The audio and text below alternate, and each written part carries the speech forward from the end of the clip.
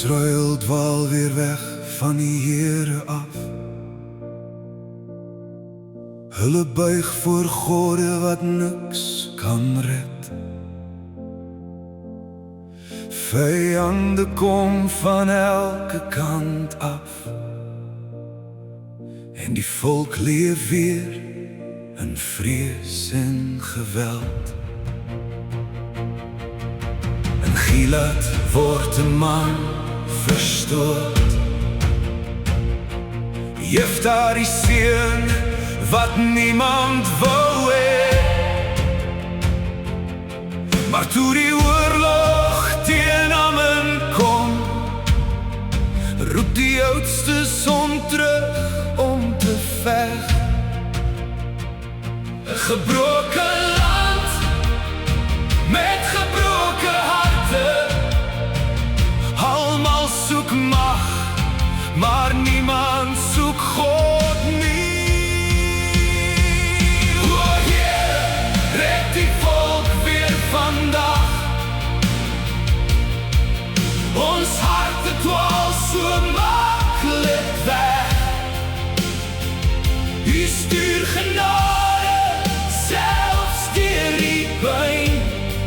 Jesus, U alleen bring lewe terug.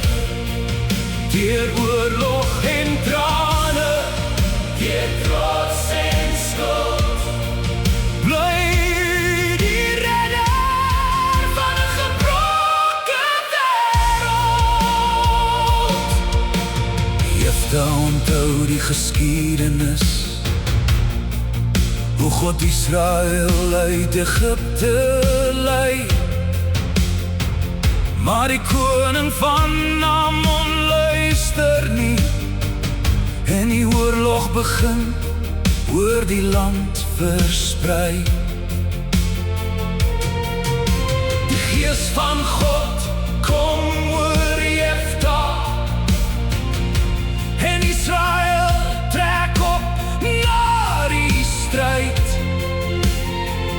Maar 'n haastigheid bring hartseer, toe oorwinning met trane betaal word.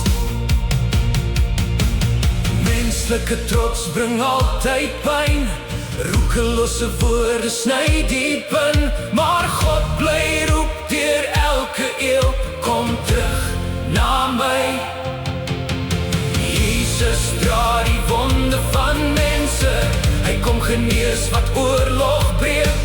Die ware koning vol genade, die een wat nooit sy kinders verstoot nie. Efraim beklei teen hulle eie broers. Die land word weer deur verdeeldheid geskeur. By die Jordaan word mense getoets. Shibboleth bepaal wie lewe of sterf. Duisende val in Israëlse chaos, want trots maak broers teen mekaar. Maar God bly werk deur gebroken mense, en wys vooruit na Christus se vrede. O Heer, genees die harte van mense. Breek die trots wat nasies skeer. Jesus, U bring vrede vir die volk, waar sonde net vernietiging bring. U is die herder van die verlore, die lig wanneer die wêreld val. Deur elke traan en elke oorlog, bly 'n koning oor alles. Jefta se dae het gekom en gegaan, maar God se plan het bly staan. En deur die donker van regters se tyd,